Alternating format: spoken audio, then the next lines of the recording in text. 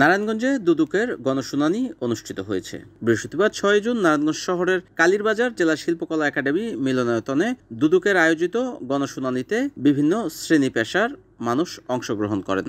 এতে দুর্নীতি দমন কমিশন দুদকের তদন্ত কমিশনার মোহাম্মদ জহুরুল হক প্রধান অতিথি হিসেবে উপস্থিত ছিলেন। এ সময় আরও উপস্থিত ছিলেন নারায়ণগঞ্জ জেলা প্রশাসক মোহাম্মদ মাহমুদুল হকের সভাপতিত্বে। বিশেষ অতিথি হিসেবে উপস্থিত ছিলেন দুদকের মহাপরিচালক আক্তার হোসেন, নারায়ণগঞ্জ জেলা পুলিশ সুপার গোলাম মোস্তফা রাসেল সহ আরও অনেক স্থানীয় গণ্যমান্য ব্যক্তিবর্গরা। এ সময় ঘুষ বা দুর্নীতির মতো বড় বড় অপরাধকে দুদককে অতিবাহিত করার জন্য আলোচনা সভা থেকে বক্তারা বলেন। বক্তারা জানান, দুর্নীতি, অনিয়ম সহ নানা অপরাধ, ঋণখেলাপি, ঘুষখোরদেরকেই, দুর্নীতিবাজ সহ এ ধরনের লোককেই অপরাধের শাস্তি ও অপরাধের নিয়ন্ত্রণের জন্যই দুর্নীতি দমন কমিশন তৈরি হয়েছে। 27/6 ডেট দিয়েছেন, নিশ্চিত হলো কিভাবে আমাকে গতকালকে বলেছেন 27/6 তারিখ রিপোর্টের জন্য। এখানে এই বিষয়ে কথা বলবেন কি হবে? রাতের আধারে আপনি করেছেন কাজ, এখানে দুর্নীতি করছেন আরেকটা। স্যার, এটা সার্ভেয়ারকে দেওয়া হয়েছিল এই জন্য যে ওখানে যে তথ্যটা দিচ্ছে রেজিস্ট্রি অফিসের যে দলিলটা বলতে সর্বশেষ দলিলটা সঠিক কিনা যাচাই করার পরে দেখা গেছে যে ওই যে দলিলটা নামজারি করেছিল ওই দলিলটা ওইখানে রেজিস্ট্রি হয়নি।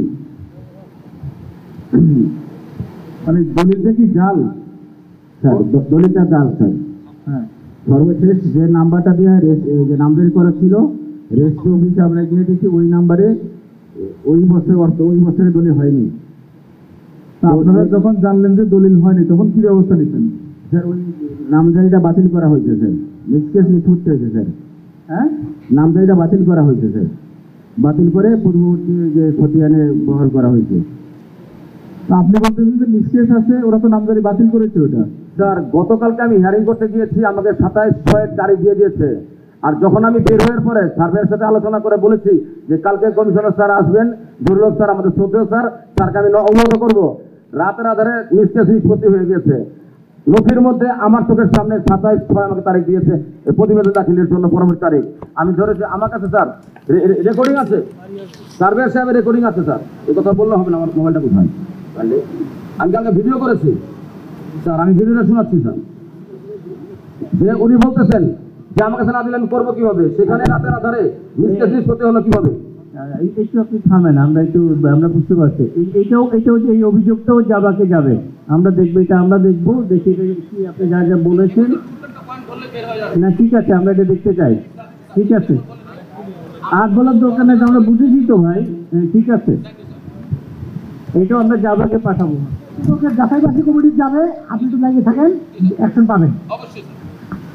আর আমার মনে হয় স্যার, আমি দুদকে একটা রিপোর্ট দিই স্যার, যে অনিয়ম যারা করেছে আমি একটা রিপোর্ট দেবো। একটা মুক্তিযোদ্ধা পরিবার স্যার, যেখানে টাকা না দিবেন না, দিলে ধরা যায় না।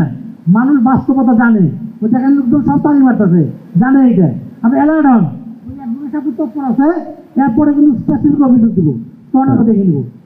NN TV, Narayanganj.